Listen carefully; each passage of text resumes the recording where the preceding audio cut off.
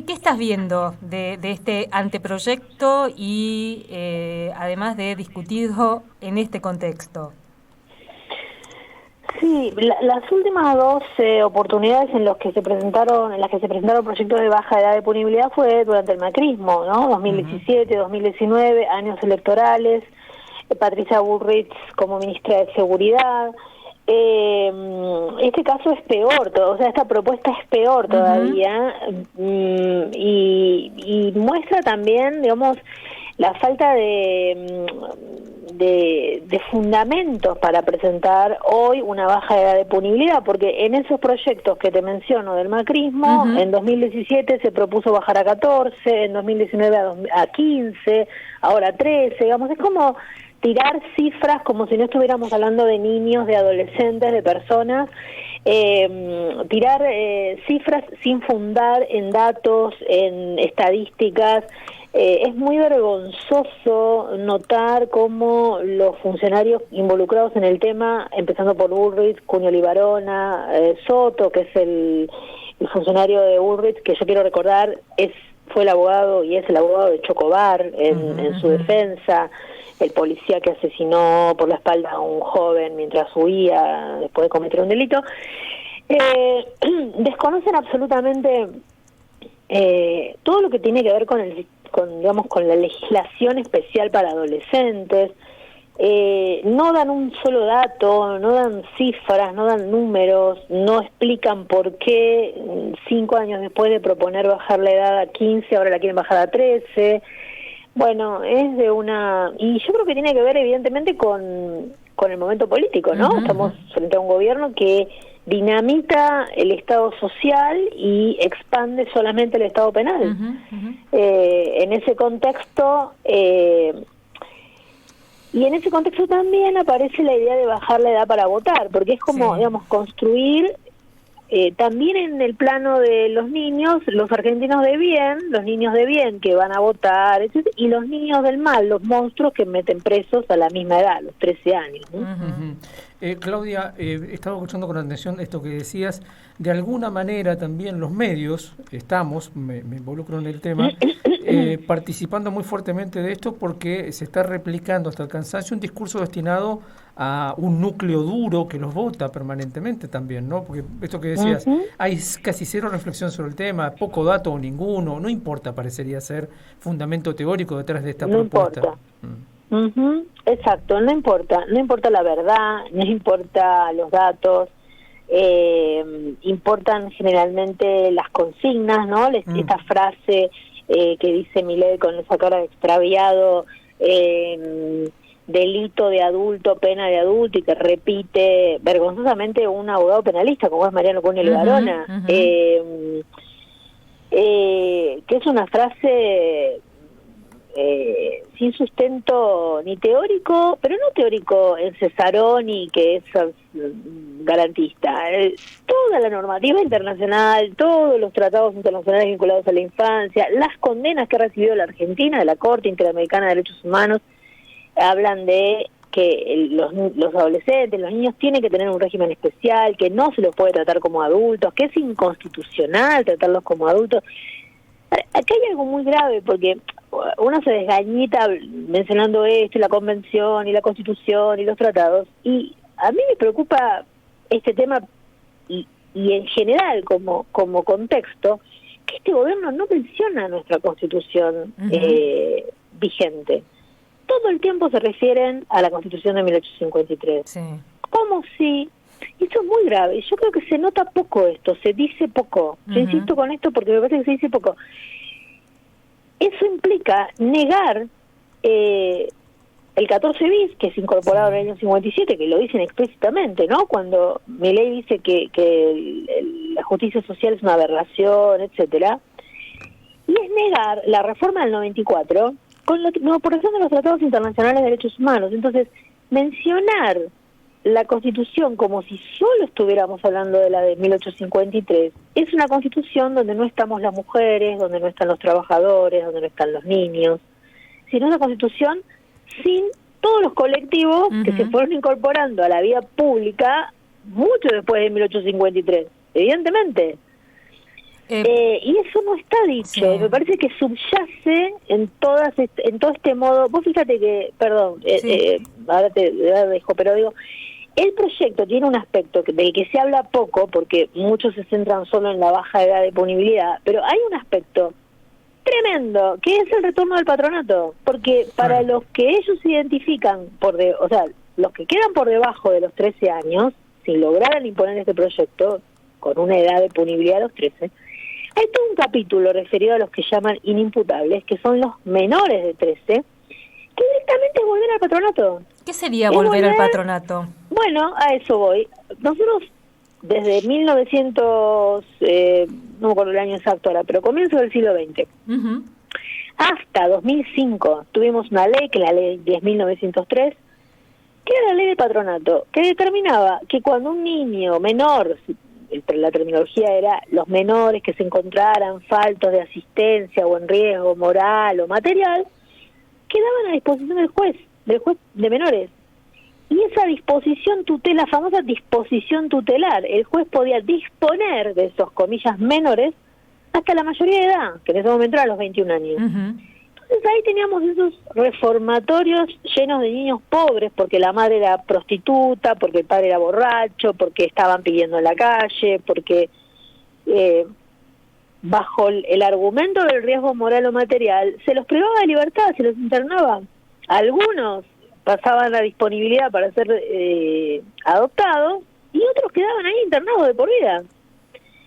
La ley de protección integral de derechos de niñas, niños y adolescentes del año 2005 deroga expresamente el patronato, justamente porque se plantea construir un paradigma distinto de atención a la infancia. Y uno de los principios de esa ley, que es como un intento de bajar a la tierra, a la convención sobre el derecho del niño, uno de los principios es nunca las medidas de protección pueden significar la privación de la libertad. Claro. Es decir, por supuesto que hay que hacer algo si vos encontrás un pibe que está en abandono, en una situación de vulneración de derechos cualquiera sea, pero esas medidas de protección no pueden consistir en privarlo de libertad. Ahora, todo esto que decís, Claudia, en un contexto y en una coyuntura como la que estamos viviendo con nuestros niños y niñas, adolescentes en situación de extrema vulnerabilidad, cada vez más pibes y pibas están en situación de pobreza extrema en el país.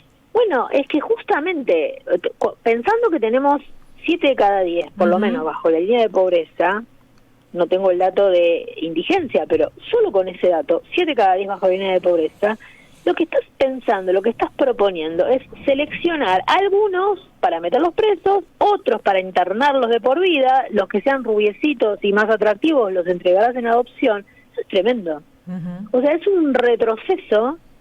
Por eso, a mí me parece que es imprescindible enmarcar esto, no solo en una lucha contra la baja, sino en una lucha mucho más amplia contra este intento de volvernos al siglo XIX. O sea... Claro. Esto es claramente una visión del mundo, digamos, para hacerlo clarito. Y está dicha todo el tiempo por el presidente, ¿no? Como un pasado glorioso al que volver. Y además esto que vos decís, él siempre se refiere a esa Constitución del 53, con todo lo que eso implica. Claudia, ¿y crees que esto tiene que puede avanzar en el Congreso de la Nación, que esto va a pasar? Porque ahora se están discutiendo proyectos de ley también muy complejos a la hora de pensar en las reformas penales que quiere introducir el Ejecutivo.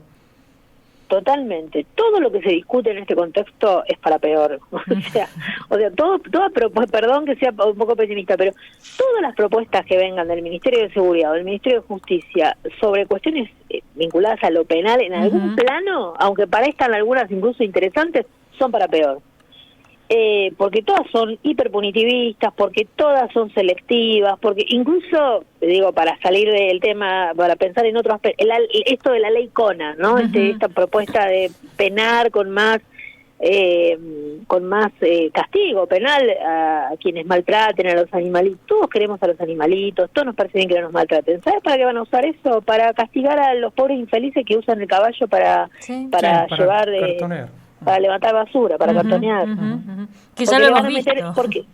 Bueno, exacto, porque la idea es aumentar la pena a 3 años, que es con prisión, que no es carcelable. Entonces, todo lo que ingresa con algún argumento que nos puede parecer hasta estar de acuerdo, no, hay que bajarlo o hay que discutirlo. Y yo lamento, estoy segura, lamentablemente, que muchos diputados o diputadas, incluso que hemos votado, terminan votando esas porquerías y después se arrepienten, porque pasó ya con la ley Petri en 2017, que fue votada la llamada ley Petri de recortes para los derechos de las personas presas. Bueno, después vemos en qué termina Petri, quién es, o sea, y para no quedar del lado de los delincuentes, o para no quedar como que no nos gustan los animalitos, o para que no queda, los diputados y diputadas terminan votando esos esperpentos. Claudia, estoy leyendo el análisis en el blog del CEPOC, y hay un punto, el primero que ustedes plantean cuando se abre ese blog, sobre cómo va a intervenir, o va a intervenir en este caso la penalización o el sistema penal en cuestiones tan cotidianas como, no sé, la escuela. Y pensaba esto que ya venimos advirtiendo, porque la policialización de los conflictos en el sistema educativo ha ido creciendo, y basta con ver los expedientes judiciales, cómo se inician algunas causas penales con la escuela, digamos, ¿no? Y qué difícil discutir esto, además. Bueno, esa es otra batalla y yo lamento que a veces ciertas batallas las vemos muy pocas personas, porque después cuando ya la mancha de aceite avanza tanto es muy difícil retroceder, ¿no? Justamente la escuela era un espacio en el que todo el tiempo se dan situaciones que podrían ser vistas como delitos, desde dos pibes que se agarran a trompadas en el patio hasta alguien que se le lleva una cartuchera o unos lápices o un celular a un compañero, pero que trataban de abordarse por fuera del sistema penal, justamente con las herramientas que la escuela tenía, los espacios de convivencia, los espacios de mediación, bueno, todo eso, porque obviamente a veces fracasa, y eso también es una realidad, no siempre sale bien, a veces sale bien, a veces no alcanza, y los conflictos aumentan. Entonces, a la primera de cambio en que no funciona o que les parece que no funciona, chao, se va a buscar lo penal, ¿no? Entonces volvemos no las llamamos amonestaciones, pero las sanciones terminan siendo a veces la expulsión. Hace poco tuvimos el caso de Tucumán, donde el gobernador dictó un decreto por el cual se expulsaba de la escuela a algunos chicos que se habían peleado en la calle. No solo se los expulsaba, sino que se prohibía que se los reciba en otro colegio, con lo cual se los condena a perder un derecho básico como la educación secundaria. Claro, que además sería inconstitucional, digamos, de hecho. Absolutamente, pero no importa, lo hacen igual, porque el clima imperante es un clima punitivista en todos los planos, en todos los planos de la vida. Entonces, bueno, la escuela es uno de esos, y efectivamente, y además no solo eso, bajan la edad. Alguien me contaba el otro día, no voy a decir la localidad, no importa, pero que había llegado un caso de un abuso sexual en el que él, comillas, imputado, tenía 6 años. Sí. Entonces, bueno, paremos un poco, ¿no? O sea, paremos un poco, porque es como un delirio. Ahora, no están inventando la pólvora. Todo esto son corrientes que vienen centralmente de los Estados Unidos.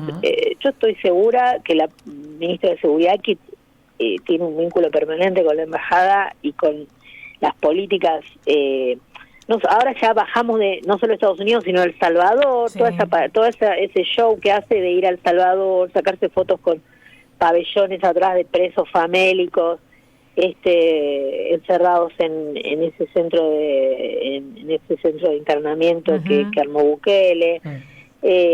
Bueno, evidentemente ella sabe que eso le rinde, ¿no? Le rinde porque además se le cuestiona poco, ¿no? Sí. O sea, no hay prácticamente medios masivos que cuestionen eso. Claro, no se cuestiona políticamente. Eso te iba a preguntar, porque decías hace un ratito, a veces me da, digamos, cierta cosa que seamos tampoco los que estamos planteando las cosas desde este lugar.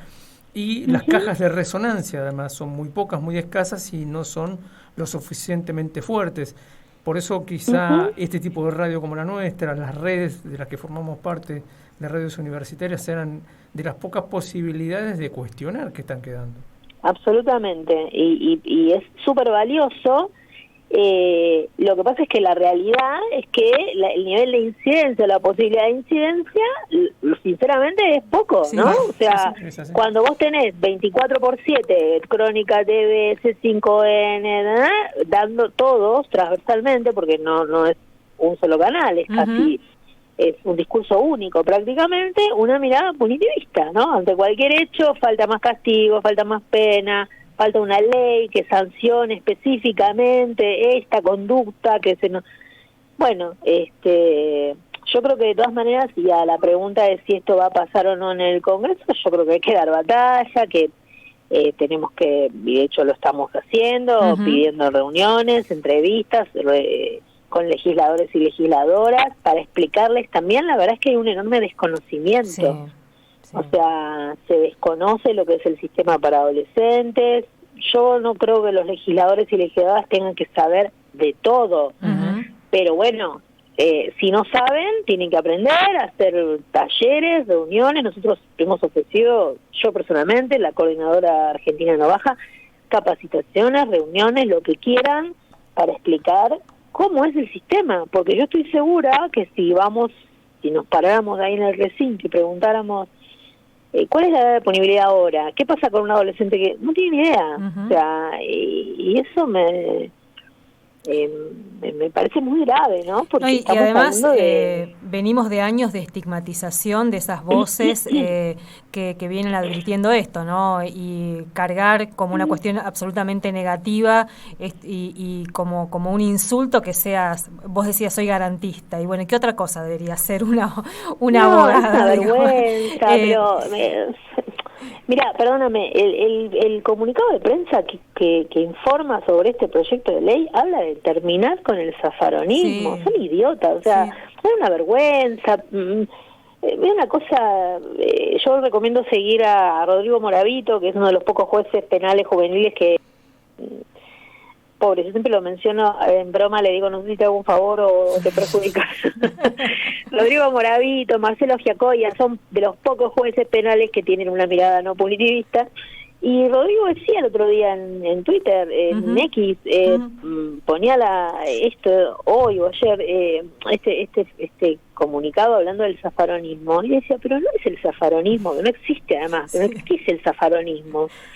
No existe como tal, Zaffaroni es un excelente, maravilloso penalista, pero nadie se reconoce como zafaronista. En todo caso puede estar de acuerdo con algo, con otra cosa no, claro. Pero es una estupidez, ¿no? Es como decir soy de menotista o bilardista, ¿qué es esa pavada? Pero aparte, Moravito decía, no lo dice Zaffaroni, lo dicen los tratados internacionales de derechos humanos. Sí, totalmente. Lo dice el Comité de Derechos del Niño, lo dice UNICEF, seamos serios. Ahora, una cosa que también te dicen cuando empezamos a discutir esto, pero hay que discutir el régimen penal juvenil. Sí, sí. Y bueno, ¿y cómo? Le decimos, ¿qué cuestiones hay que poner ahí y no pensar esto de encerrar pibes cada vez más chicos, digamos, ¿no? Es que, Alicia, es una... me está rebotando. ¿Ustedes me escuchan bien? Sí, te escuchamos bien. Nosotros tenemos hoy por hoy una ley que está firmada por Videla. Eso no está bien. O sea, no está bien que nosotros le estemos aplicando a nuestros pibes y pibas una ley que firma un genocida, condenado como tal. No está bien. Hay que reformar esa ley, hay que derogarla y crear una nueva. En eso no tenemos problema. De hecho, yo les mencionaba antes que en 2017 hubo una discusión sobre un proyecto de Garabano, del entonces ministro de Justicia, y hubo varias reuniones discutiendo ese proyecto y se acordó en casi todo, salvo en la baja. O sea, cuando llegó el momento de discutir la edad, el gobierno se plantó en sus 14. Las organizaciones que participaban en el debate, inclusive UNICEF, dijeron no, 14 no, 16, y ahí se empantanó todo. Pero en todo lo demás había acuerdo. Entonces, y no es una cuestión de capricho. O sea, nosotros tenemos un montón de argumentos por los que decir por qué no bajar la edad de punibilidad, además de que es regresivo, además de que los organismos internacionales elogian a los países. Yo en ese texto que vos citás lo transcribo.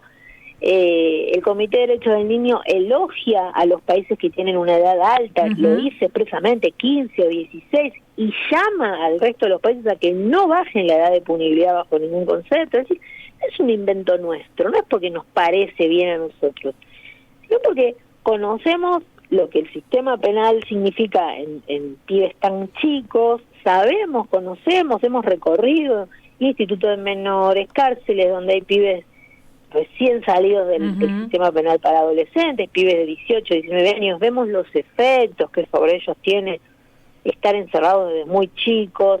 Eso no evita el delito, no los mejora, al contrario, los va construyendo lamentablemente en la mayoría de los casos en una especie de carrera donde te los volvés a encontrar después en las cárceles de adultos. O sea, no es cierto, no funciona, entonces es puro castigo. Y yo creo que la única ventaja, entre comillas, de este gobierno nefasto es que no ocultan que lo único que quieren es el castigo. Sí.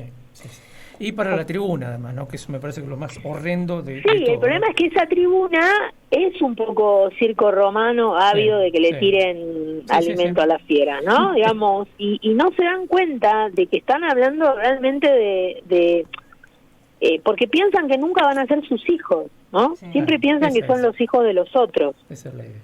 Bien, la verdad es que me queda con ganas de seguir charlando porque me acabo de acordar de dos referencias cinematográficas ineludibles, ¿no? Los 400 golpes de Truffaut de finales de los 50, Crónica de un niño solo del enorme Leonardo Fabio, que hablan de estas cosas. Yo creo que en uno de los videos recomiendo, y siempre en clase lo hago, recomiendo leer Las tumbas de Enrique Medina y ver Crónica de un niño solo de Leonardo Fabio. Claro. Para que entendamos de qué estamos hablando. Claro. Estamos hablando de niños que lloran pidiendo por su mamá a la noche. Claro. Estamos hablando de niños que están terminando la escuela primaria, niños con miles de abandonos, y a esos niños estamos hablando de encerrarlos. Hay tantas cosas para hacer con esos niños antes de encerrarlos. Tal cual. Claudia, mil gracias como siempre. Bueno, un abrazo. Un abrazo. Hasta luego. Pronto. Claudia Cesaroni es docente de escuela secundaria.